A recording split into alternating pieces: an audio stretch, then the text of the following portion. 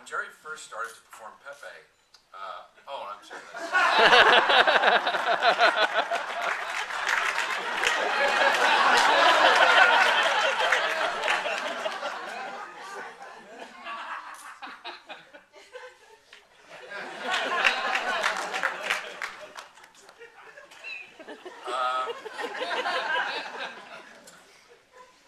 There are a couple things I guess I think of when I think about Jerry.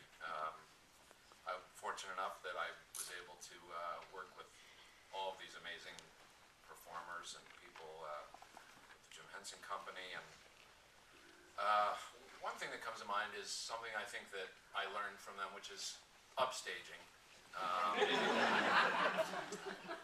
It's kind of an honored tradition within the Muppet performers, and Jerry first kind of taught me, I think, about upstaging. We were working on the first movie I got to do, which was Muppet Treasure Island, and I was so excited because I was going to get to work right next to him. I got to play one of the bad guys for Long John Silver along with Jerry. Jerry played Mad Monty, and I played a character named Clueless Morgan, and Kevin Clash played Polly Lobster. And Polly seemed to get all of the lines. So Jerry said, you know, we could have some fun, and said, you know, we don't have a ton of lines here. And I said, well, okay, well, what do we do? He said, well, there's this thing called upstaging, and it doesn't necessarily mean that you do more. You know, if you're standing behind someone who's doing their dialogue, you're not necessarily distracting, you're jumping around. Sometimes it's good to do nothing, and that may draw the attention away from that very busy character in the front. So if you have a look at Treasure Island again, you may find Monty and Clueless doing things they're not supposed to be doing, or you may not have noticed before. And we just used to laugh a lot because we got to do that.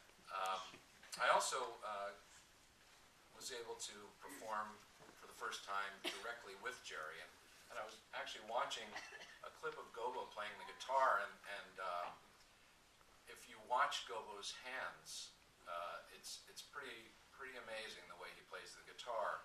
And it was funny, I actually could tell that was Steve Whitmire, even though I wasn't there. I leaned over and I asked him if that was him, and he said, yeah. But it's an amazing thing when you get to work with someone and you are their support, and you want to become a part of that character with them. And I got a chance to, I actually begged to be Jerry's hands for a character he did in Muppet Treasure Island called Blind Pew. And I was asking a lot of questions. You know, I said, you know, when do you want me to touch or hold this, and can I do that, and can I try that? And he said, do whatever you think, man.